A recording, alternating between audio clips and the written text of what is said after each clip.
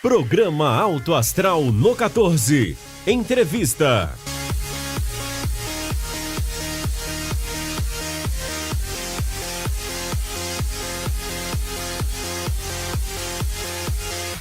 Assinantes do 14, mais um Alto Astral no 14, e é com muito prazer que nós estamos aqui para mais uma entrevista, mais um bate-papo, na nossa proposta de sempre estar trazendo a melhor informação para a comunidade anapolina, para você que nos acompanha pelas redes sociais, você que nos acompanha no YouTube. A gente sempre quer trazer o melhor para você. E é por isso que eu e o Guilherme Verano estamos aqui mais uma vez. Verano, seja bem-vindo ao nosso Alto Astral. Obrigado, Joseval. Mais uma vez, a gente está aqui para trazer temas de interesse e muitas vezes temas que não são comuns do dia a dia, né, que fogem daquele aspecto comum dos temas médicos que a gente traz, né? E eu acredito que seja o tema de hoje, que é muito interessante. Eu convido o amigo assinante a acompanhar o programa com a gente, que vai aprender muitas coisas, muitas novidades de um tema diferente. E a gente fica muito feliz, Verano, de ver uma pessoa de Anápolis saindo de Anápolis e dando certo. Anápolis tem várias pessoas que estão aí se destacando a nível nacional e até a nível mundial, e com a Cristiane não é diferente. A Cristiane formou, atuou aqui na nossa cidade durante algum tempo, foi para São Paulo e já está em São Paulo fazendo lá a diferença. A gente fica por um lado triste, mas por um lado feliz de ver uma anapolina já muito bem no cenário nacional. Cristiane, que bom que você está aqui em Anápolis, tirou um pouquinho do seu tempo para vir falar conosco e com o nosso assinante do 14. Sou eu quem agradece o convite, é um prazer imenso estar entre vocês e poder contribuir naquilo que tiver ao meu alcance. Muito obrigada a todos. Eu queria então iniciar te perguntando qual que é a sua formação e por que você deixa Anápolis e vai para a capital paulista? Bom, eu me formei em psicologia na época, Universidade Católica, hoje PUC, de Goiás, mas já em 2004 eu saí em busca de uma formação diferenciada quando eu fui ao Hospital das Clínicas de São Paulo fazer a minha primeira especialização em neuropsicologia. Então lá eu fiquei 2004 e 2005, indo uma vez ao mês. E sempre com consultório somente aqui, né? Lá só a especialização. Em 2011 e 2012, novamente uma segunda especialização também no Hospital das Clínicas, só que agora, além da neuropsicologia, que foi a primeira, eu fiz reabilitação neuropsicológica. Em 2016 eu fui para o mestrado, aí uma vez por mês estava pouco. Eu resolvi ir para São Paulo toda semana, aonde então eu acabei me estabelecendo profissionalmente e estou lá desde 2016 com consultório. É um mercado muito diferente do nosso aqui de Goiás, não é isso? Vocês, neuropsicólogos, são mais valorizados em São Paulo? Eu acho que é a ciência, né? A área da neuropsicologia, com certeza, a atuação, a valorização, o uso da avaliação neuropsicológica como uma ferramenta auxiliar no diagnóstico diferencial lá, com certeza, é bem maior. Volume de médicos maiores, população muito maior. Se fala, né? Um poder aquisitivo com certeza melhor de muitas pessoas, pelo volume de pessoas que ali vivem, não é isso? O estresse maior também. Ah, sim. Faz parte do processo, né, doutora? Faz parte, com certeza. A demanda aumenta, né? É verdade. E com isso começam a aparecer algumas dificuldades que com certeza numa vida mais pacata não apareceria. Com certeza ela tem muito mais clientes, pacientes lá do que aqui, viu, Verano? Com certeza. Bem mais. Doutora, mas vamos começar perguntando, porque muitos dos que estão nos assistindo não sabem bem o que é a neuropsicologia. Eu queria começar a nossa entrevista perguntando para a senhora o que é a neuropsicologia. A neuropsicologia é a ciência que estuda a interação entre cérebro enquanto órgão e comportamento, emoção. Então, eu tenho ali um indivíduo que chega ao meu consultório por parte de uma dificuldade de cognição, normalmente. Então, a criança que está com dificuldade de aprendizagem ou o adolescente que até então conseguia muito bem administrar a rotina escolar e o próprio conteúdo escolar de um determinado momento em diante. Quando a demanda aumenta, ele começa a ter mais dificuldade de gerenciar, de organizar, de associar tantas informações, planejamento, execução e aprendizagem em si. O adulto também, porque a gente descobre que algumas crianças passaram batidas sem diagnóstico a vida inteira e vem à medida em que a demanda, né, de uma cidade grande ou de uma rotina mais exaustiva requer. E o idoso, que também vem bastante para o diagnóstico diferencial de demência. Então, a neuropsicologia é a ciência que integra isso, o órgão e a manifestação de comportamento e emoção. Eu sempre busco aqui as curiosidades fora do roteiro, né? Porque a gente vive num mundo de muita informação hoje. Essa informação contribui para essa confusão mental. A gente não dá conta de armazenar tanta informação, tanta coisa de um lado, de outro, seja na própria escola, e não bastasse o currículo. Vamos pegar o exemplo das crianças. O currículo escolar, que já é pesado, né? O Brasil quer ensinar tudo de uma vez e acaba que não ensina nada. Quanto mais precoce, exatamente. Né? Agora é moda, que a criança precisa começar a ler com 4 anos de idade. Exatamente. E junta isso tudo, rede social, informação extra que vem, aquela coisa toda, isso cria realmente essa confusão no cérebro da criança, ou está contribuindo para tornar a criança de hoje, adolescente de hoje, e a gente já está com a internet há um tempo razoável, um adulto mentalmente até confuso nas suas decisões do dia a dia? Sim, pode acontecer, porque com certeza o volume de informação e de interferência é muito maior. Então, quem antigamente sentava para fazer para um advogado, né, por exemplo, ou um médico que sentava para fazer ali na fichinha, né, o advogado para aquele exercício diário, né, daquilo ali. Né? Hoje você está em frente ao computador e a própria tela de computador te traz notificação o tempo inteiro, né? E telefone vibra, e telefone toca na recepção. E não é só o telefone da recepção, às vezes é a campainha da recepção, é o telefone do paciente que toca. Então tem uma demanda, uma questão de interferência de contexto que com certeza pode surgir como uma queixa. E o cérebro humano não estaria preparado para essa quantidade de informações? Olha, até está. A questão é o quanto vulnerável ele é a receber essa interferência e se prejudicar com ela. Deixar a linha do principal e ir para os acessórios que muitas vezes perturbam o dia a dia, né? Exatamente. Saber filtrar o que é importante e o que não é, afinal. Que é a atenção dividida, né? É você saber lidar com a concentração sem perder o foco.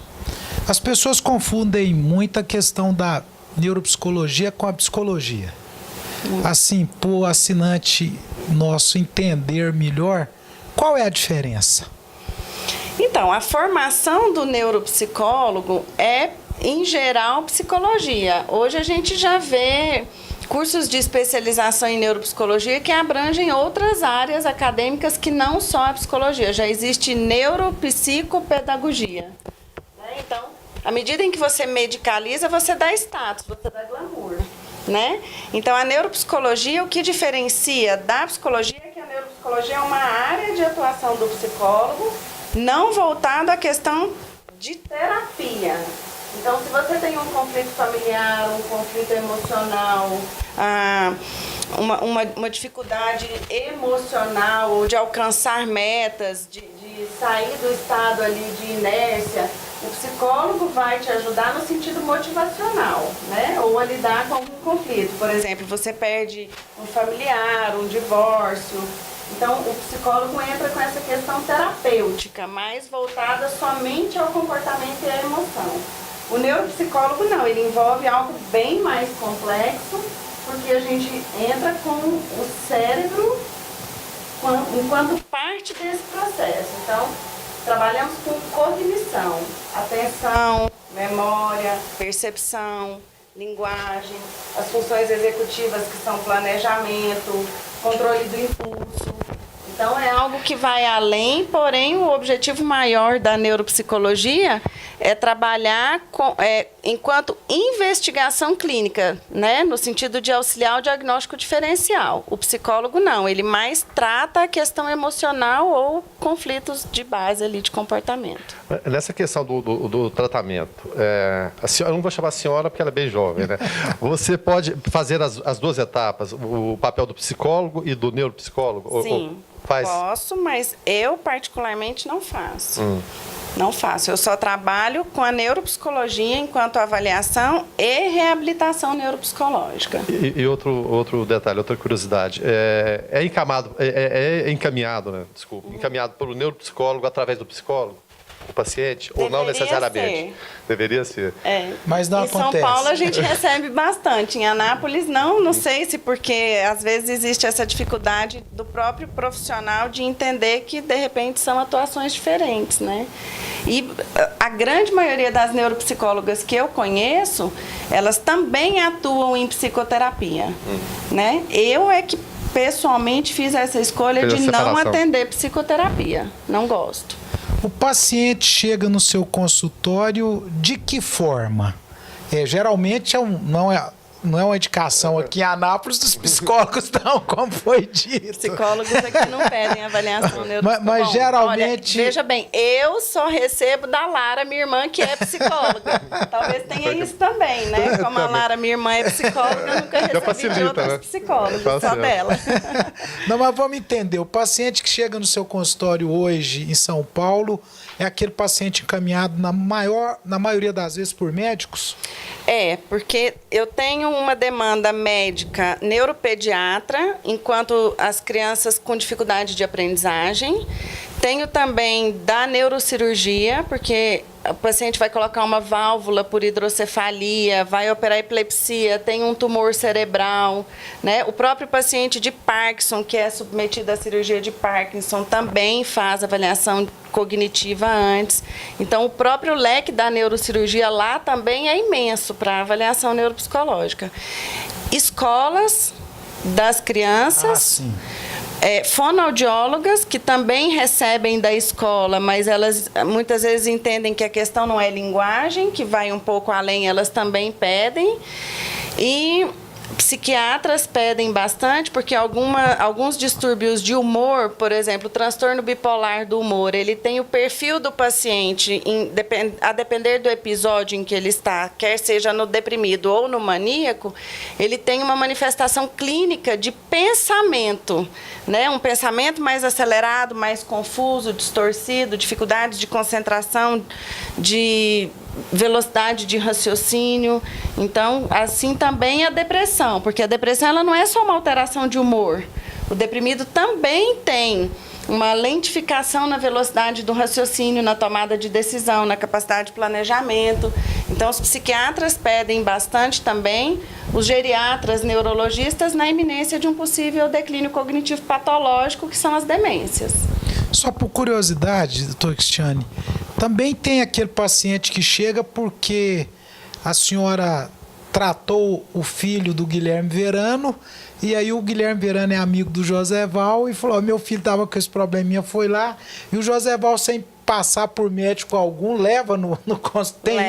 Leva bastante, leva. Acontece. Inclusive, logo que eu cheguei em São Paulo, conversando, por exemplo, com o Dr. Guilherme Polanzik, que é o chefe da nossa pesquisa em TDAH no Hospital das Clínicas, conversando com ele, ele falou para mim: bom, então eu vim aqui pedir paciente para vocês, né? Porque é exatamente o contrário. As escolas mandam muito mais para avaliação neuropsicológica primeiramente do que para o médico em si. Então, conversando com ele, ele disse: Cristiane, não é você que me pede paciente, aqui é o contrário, sou eu que recebo o paciente de você, porque a escola já manda para avaliação.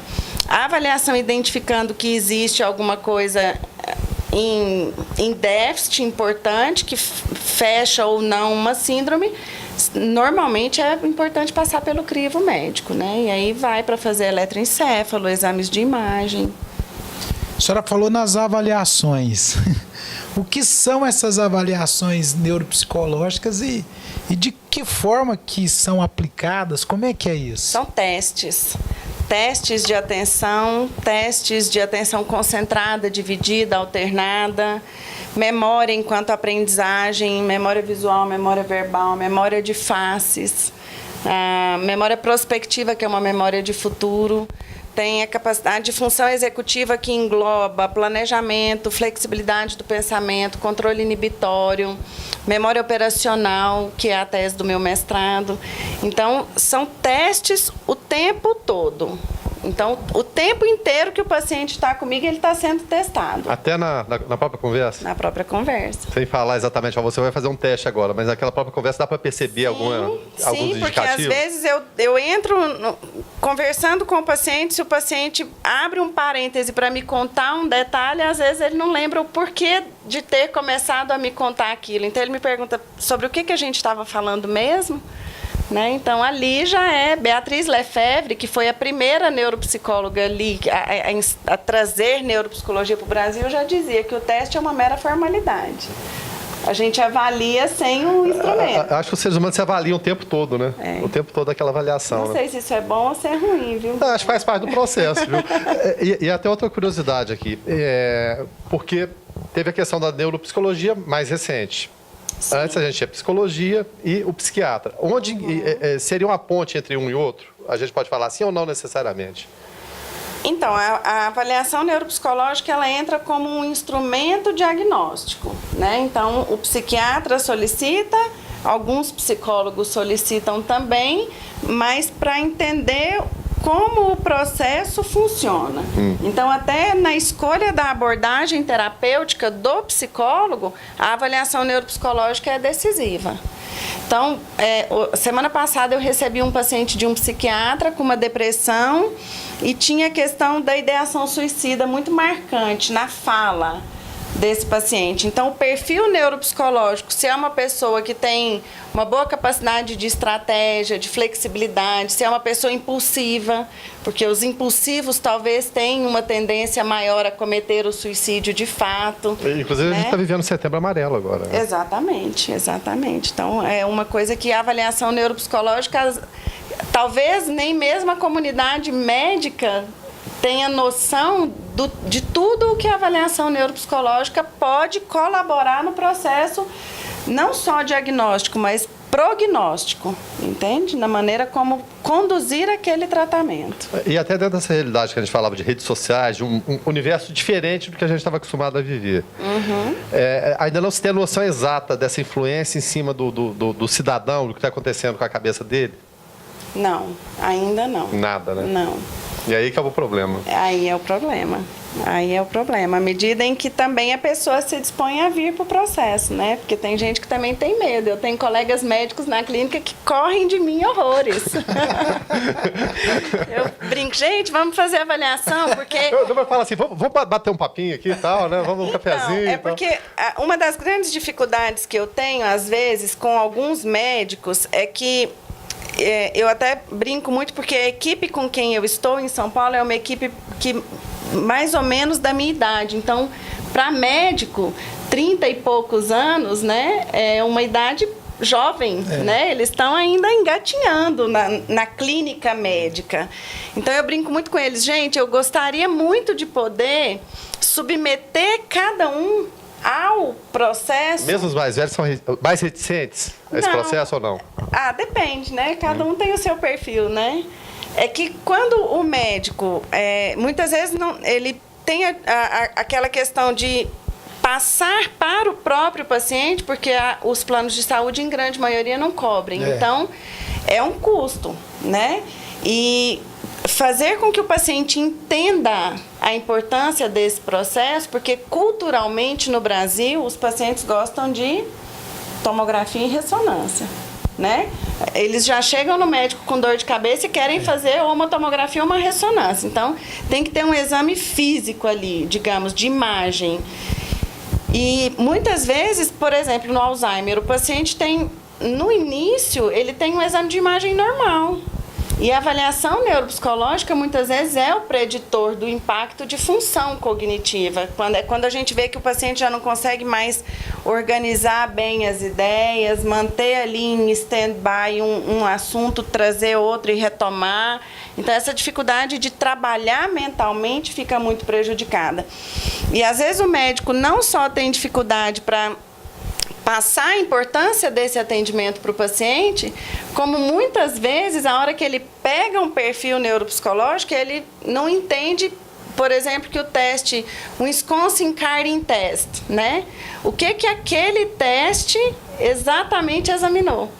Então, por isso que é muito gostoso quando o médico vem se submeter ao exame. Porque quando ele olhar lá, o Wisconsin, ele vai saber o que aquele teste avaliou. E quando ele vê o percentual de erros perseverativos, por exemplo, ele sabe aonde foi a falha do processo do paciente dele. Então, a identificação isso é vem ali de imediato. enriquecedor.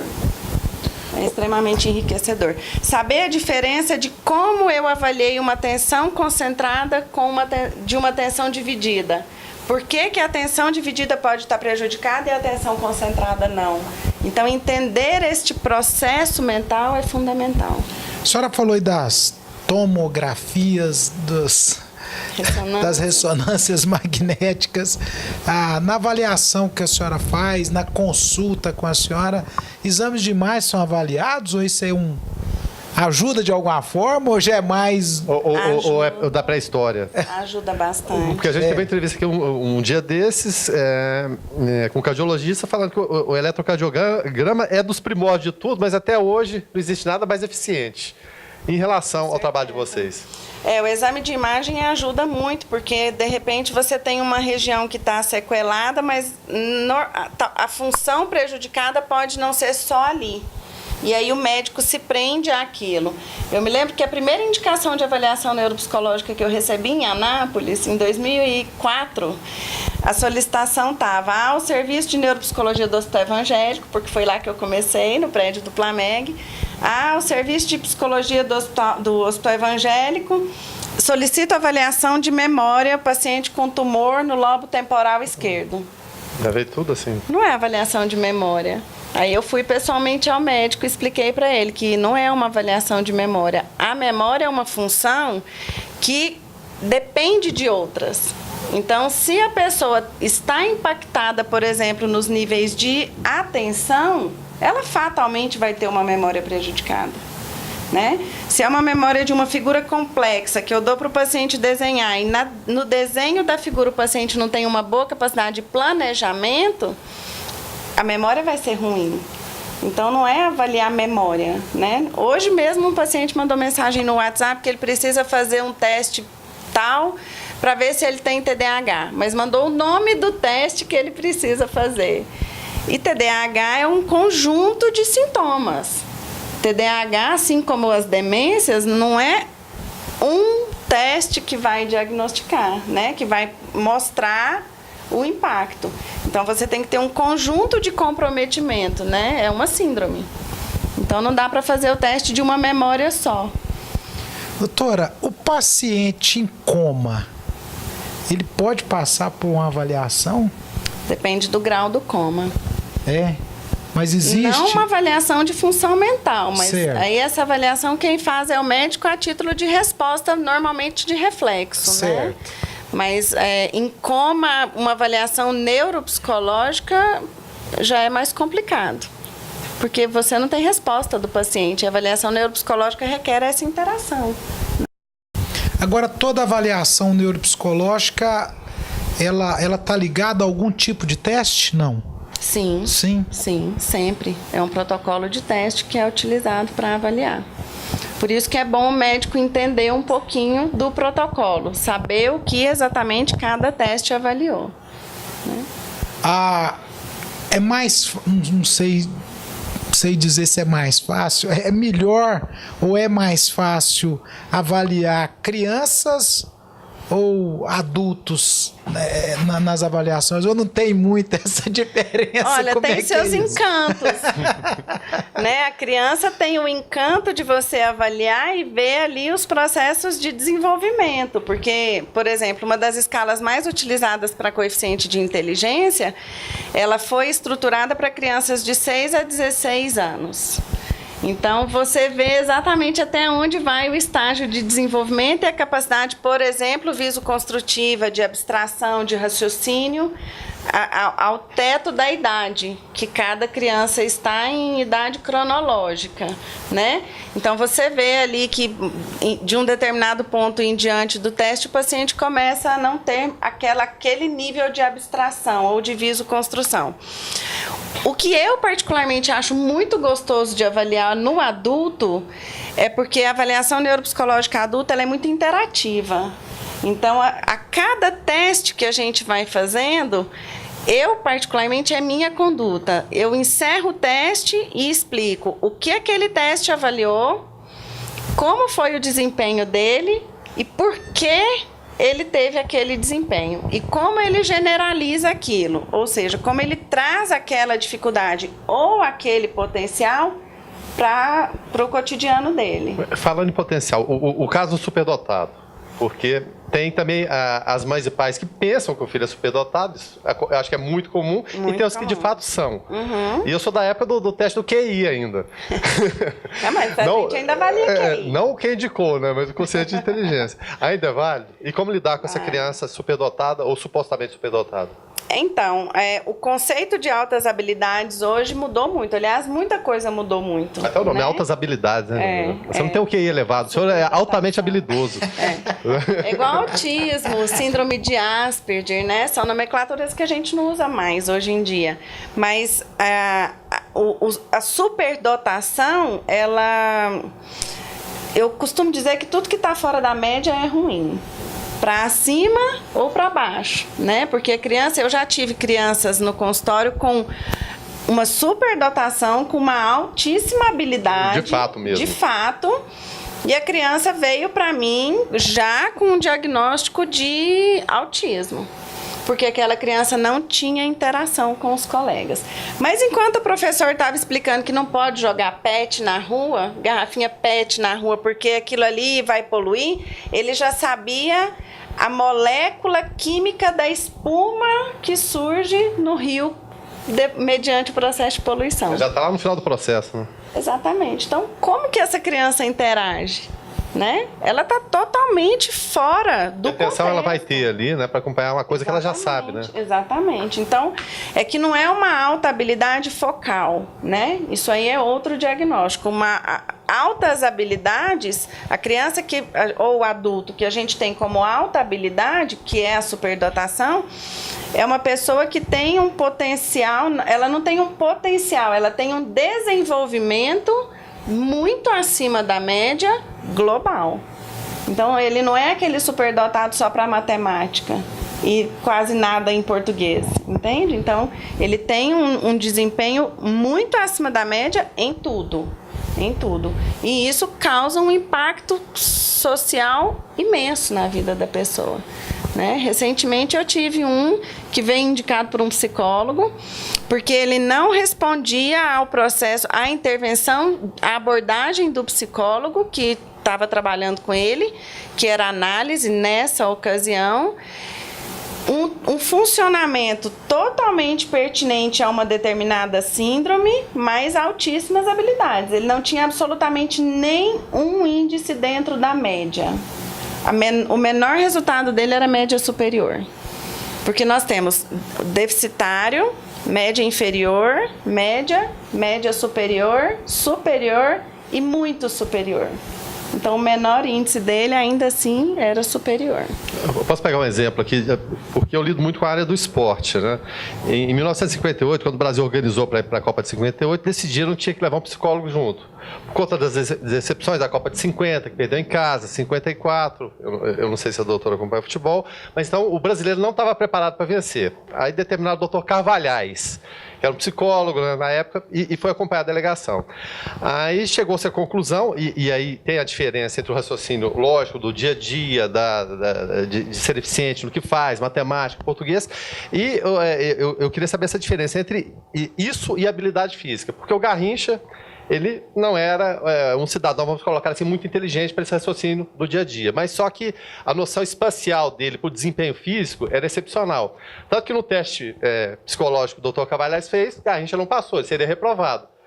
Mas vários outros jogadores mais experientes que conheciam a habilidade dele, não para fazer contas matemáticas, que não era aquele objetivo, mas para jogar bola, que era a função dele, era excepcional. Falar, doutor, vamos esquecer esse teste e deixa que o Garrincha vai jogar. E assim o fez, né? E foi muito bem. Existe a pessoa que consegue juntar as duas pontas, a extrema habilidade física, motora, para desempenhar uma atividade e com essa intelectual, e uma depende necessariamente da outra ou não? Guilherme, sabe que você tocou num ponto crucial da história da neuropsicologia. Que isso? Olha só.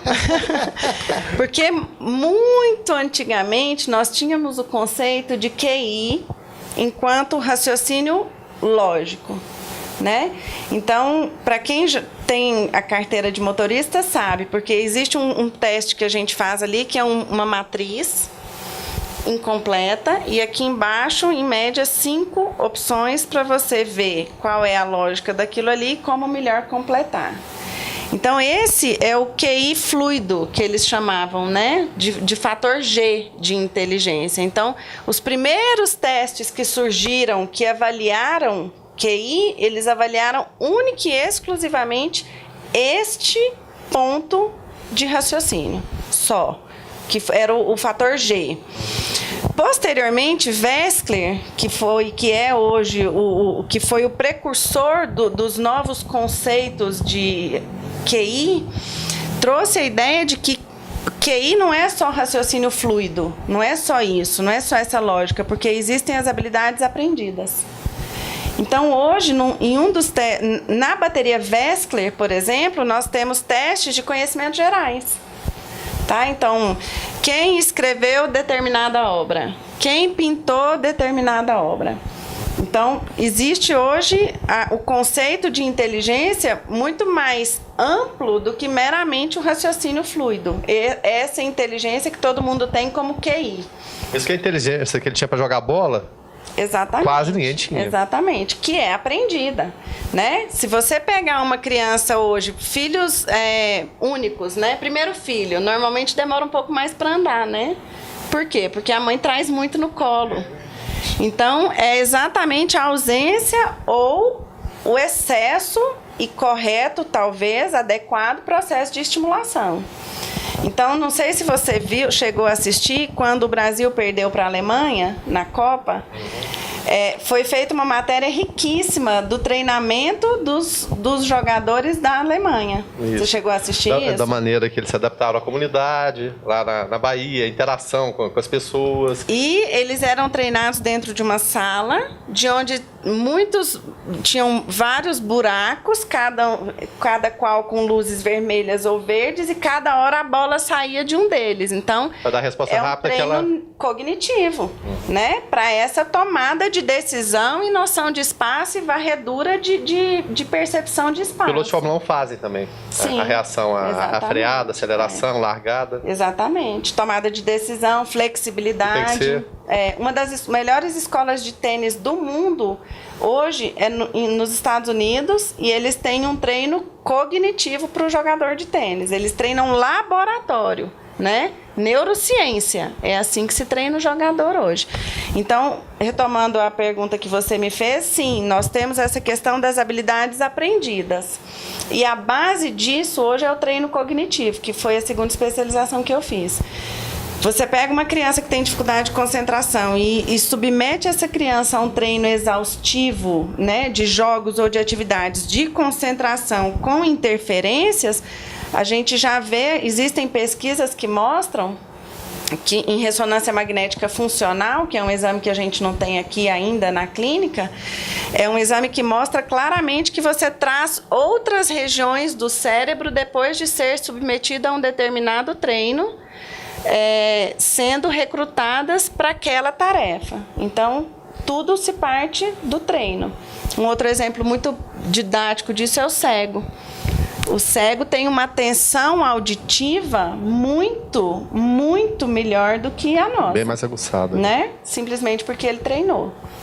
Então, Cristiano, a gente, no dia a dia nosso, nós estamos aí nesse meio hospitalar, lidando com pacientes, com famílias todo dia. As pessoas às vezes pedem algumas opiniões para a gente.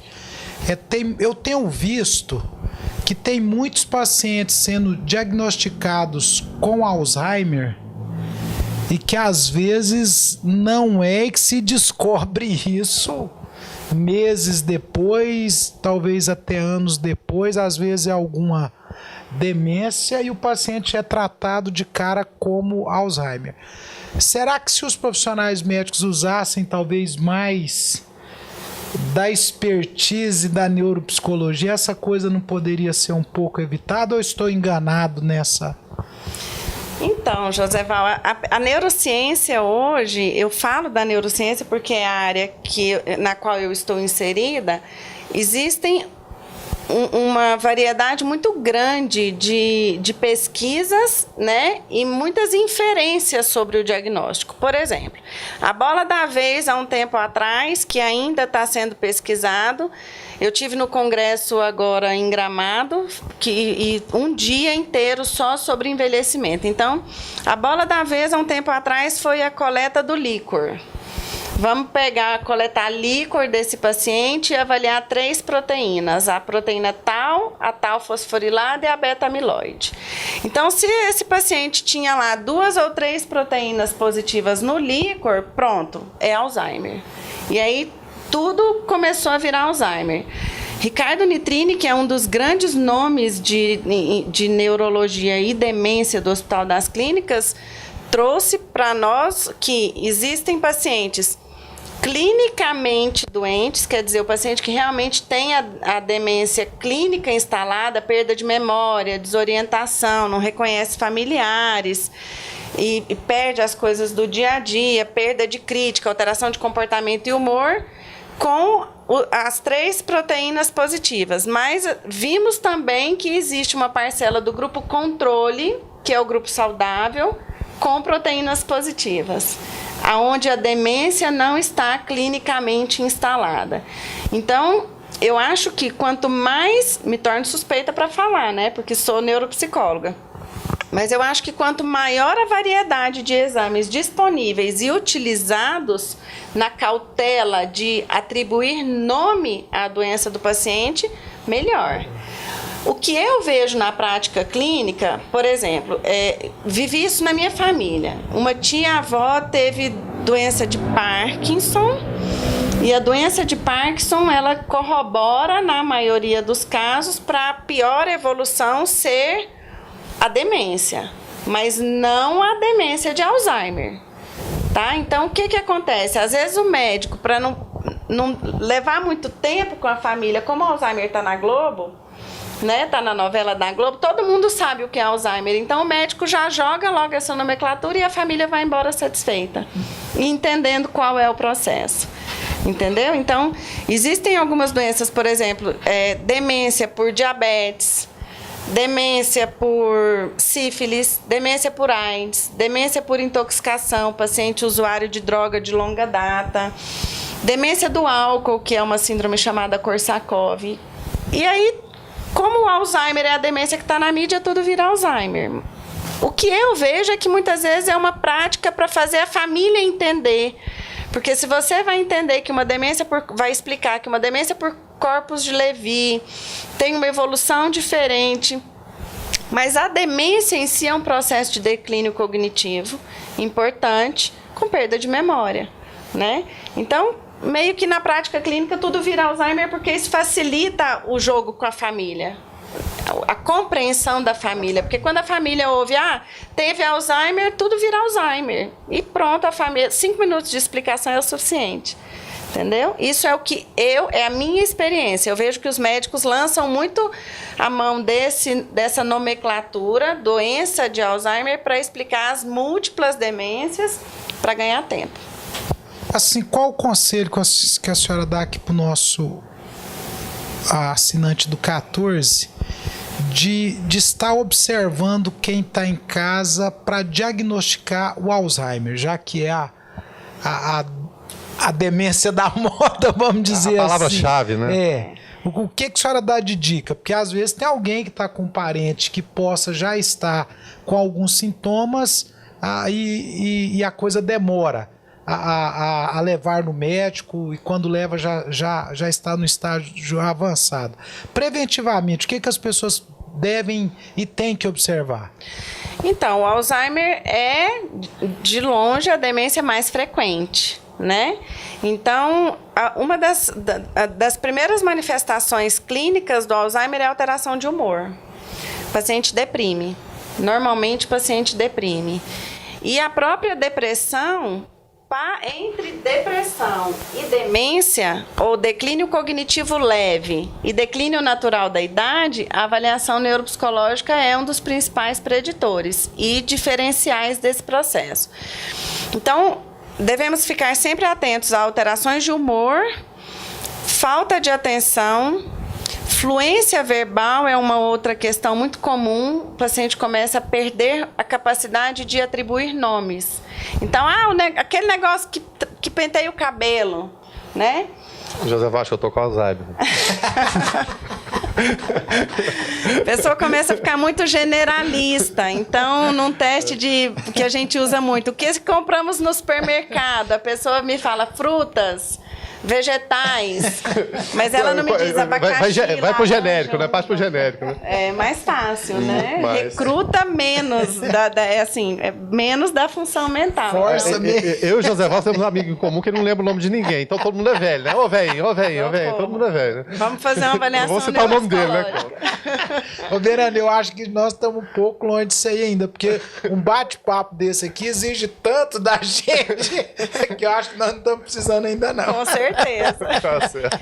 Não, e até porque a gente fala de muita informação. Muita informação, de repente, pode ser prejudicial. Mas, por outro lado, muita gente fala, para não ter Alzheimer, para não ter demência, é bom você ler, você exercitar o dia todo. Mas como saber esse limite entre o excesso de informações e o que é aconselhável de ler no dia a dia, a prática da leitura? É que não é somente a leitura, né?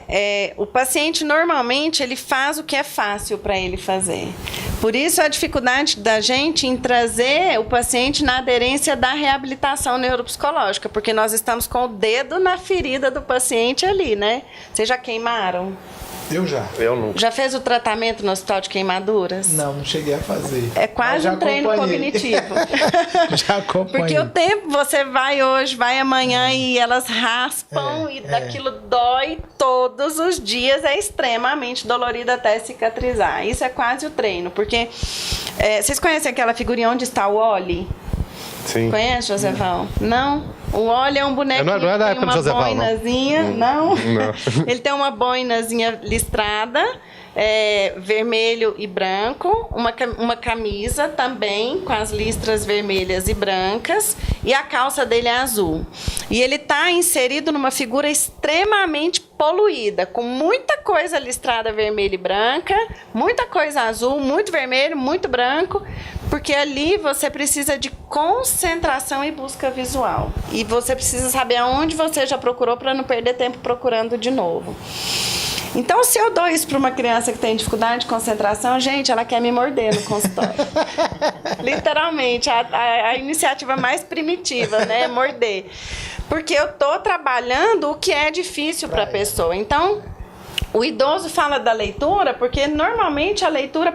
E quem gosta de leitura, lê a vida toda. Mas quem não gosta, também não lê. Eu também acho que vem esse hábito, né? E a leitura, além de hábito, ela é uma questão muito automática. Ler é diferente de dizer sobre o que você leu, né? Porque isso requer atenção e memória. Então, os pacientes adoram fazer caça-palavras. Caça-palavras é uma boa tarefa, mas não é a melhor tarefa para Alzheimer. Eu prefiro palavra cruzada. Porque no palavra cruzada, o paciente tem que fazer o acesso ao léxico semântico dele, que é varrer o cérebro atrás do nome daquela Tem que buscar informações, né? Exatamente. Para acumular. E aí ele não quer fazer, porque é onde está difícil para ele executar. Por isso é muito difícil você manter o paciente no treino cognitivo, porque a gente está sempre ali em cima do que é difícil para recrutar outras áreas do cérebro com base na neuroplasticidade e envolver outras regiões naquela tarefa. Então, eu posso oferecer para você, caso você queira expor no programa, as pesquisas que a gente tem lá no HC com o treino cognitivo antes e depois, principalmente no envelhecimento, tá? Então, é difícil você manter a pessoa nessas atividades. E a questão do treino, ela está intimamente relacionada a um treino dirigido. Não adianta você ficar, a própria família ficar, vamos fazer caça-palavra, vamos fazer palavra cruzada, vamos ler.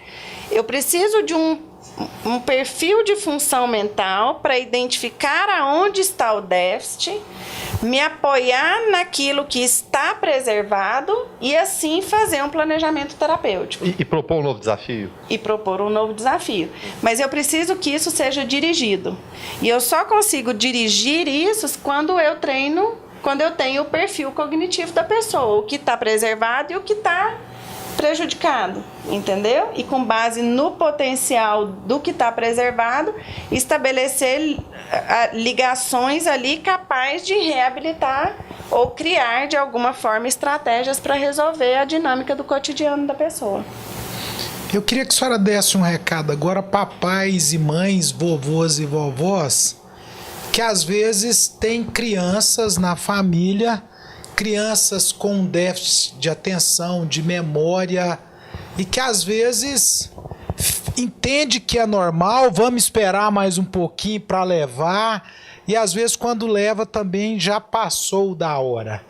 Então, da mesma forma que eu pedi para a senhora o que deve ser observado em relação ao Alzheimer, o que deve ser observado em relação a esses déficits que atingem as crianças? Então, não só a criança, como também ao idoso, o que eu vejo muito na minha prática clínica é que os filhos falam assim, mas tudo bem, ele já tem 80 anos. Pro idoso, né? Então é como se fosse esperado ou normal envelhecer e perder função cognitiva. Que não é o normal. Que não é o normal. Então, até que ponto é um declínio cognitivo natural da idade, até que ponto é um declínio cognitivo patológico. Aí a mesma dica serve para a criança. A gente precisa tomar muito cuidado, porque hoje tem a questão do TDAH muito em evidência e o diagnóstico muito exacerbado, né? Então, aquela criança que, de repente, é sem limite, é sem educação, porque os pais trabalham fora o dia todo e não querem cobrar, não querem dar limite, aquele menino vira hiperativo. E na hora que a criança pede atenção, o pai não dá também. O pai não dá também. Então, observar o quanto aquela criança destoa daquilo que a família entende que viveu. Porque filho de TDAH, aliás, criança TDAH é filho de TDAH. O TDAH é genético, né? A gente herda, a gente não rouba TDAH de ninguém. Então, existe alguém ali que é muito parecido com aquela criança. A nossa maior dificuldade é quando aquela família é bem-sucedida, tanto profissionalmente quanto financeiramente. Porque o pai ou a mãe chegam a dizer pra gente, eu desse jeito, olha só, me dei super bem. Que eu me tornei, né?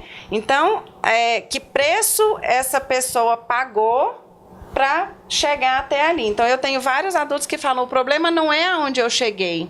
O problema está onde eu poderia ter chegado se eu tivesse tido o diagnóstico no momento em que eu precisava. Eu tenho colegas médicos que falam para mim, olha, minha vida teria sido outra se eu tivesse sido diagnosticado e devidamente tratado. Então, na minha opinião, negar o tratamento à criança que tem déficit de atenção é quase como negar um óculos a uma criança míope.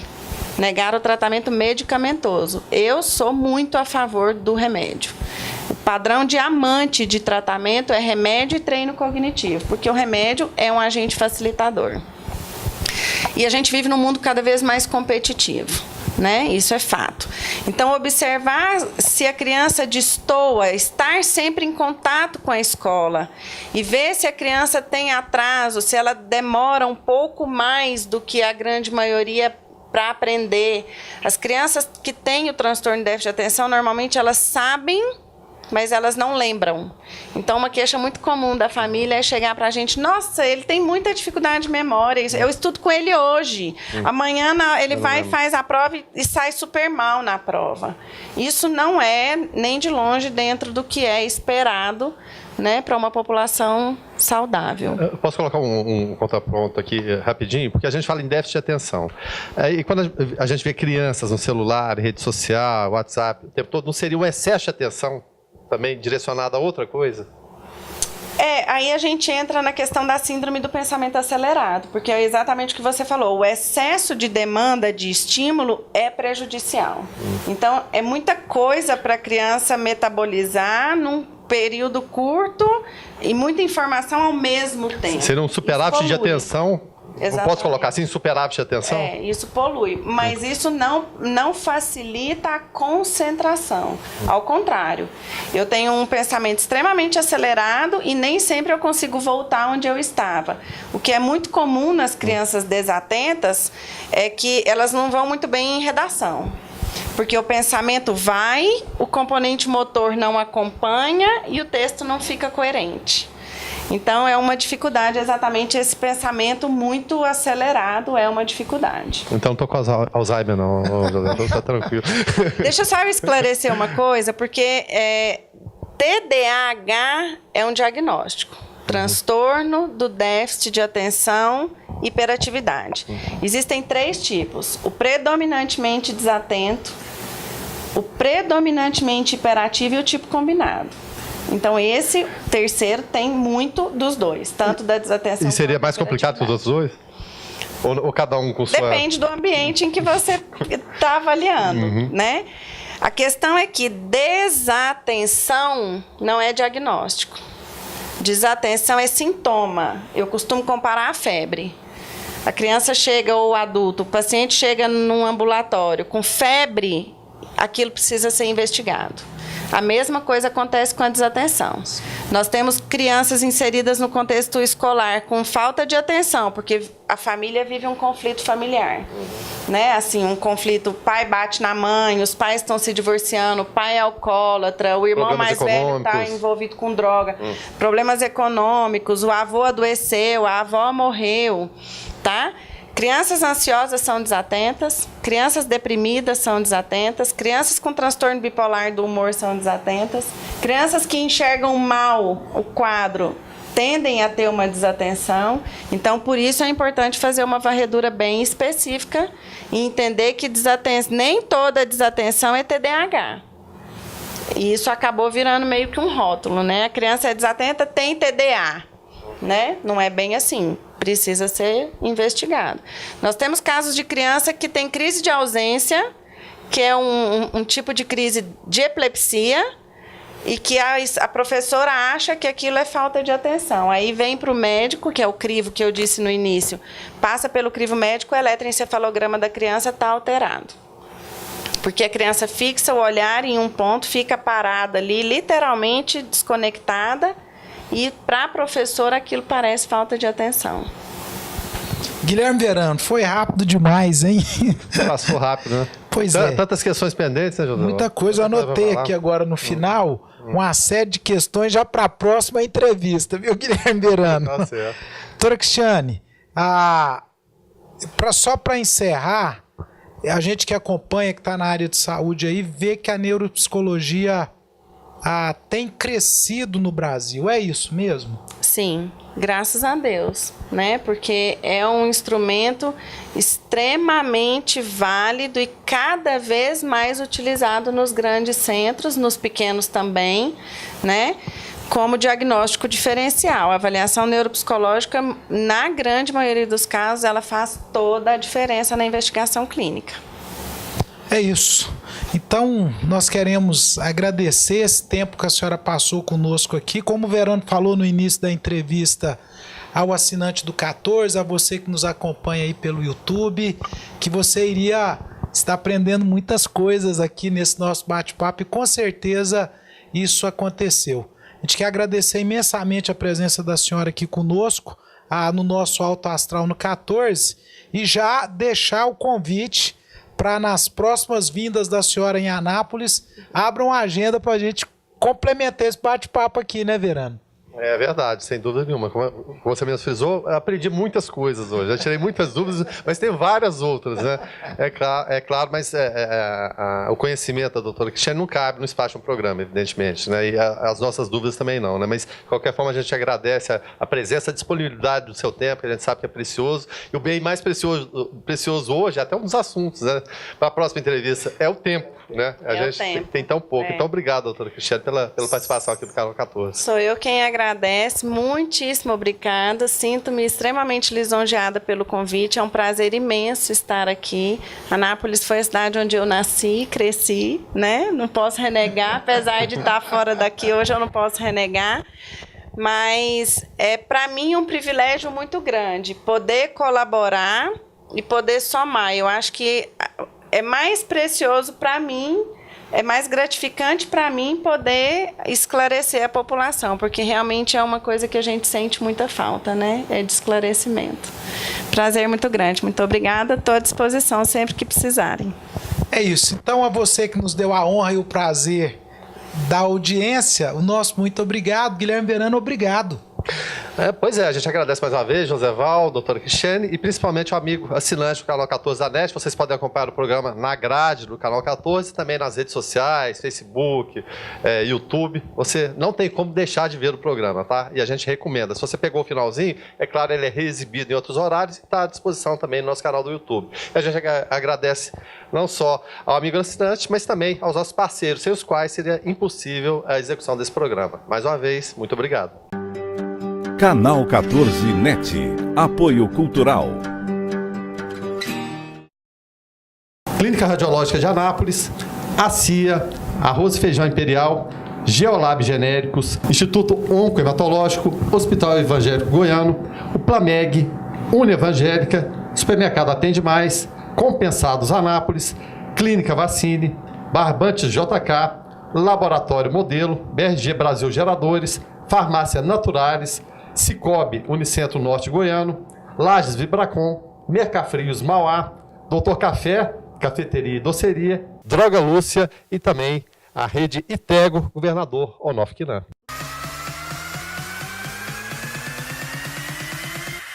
Programa Alto Astral no 14. Entrevista.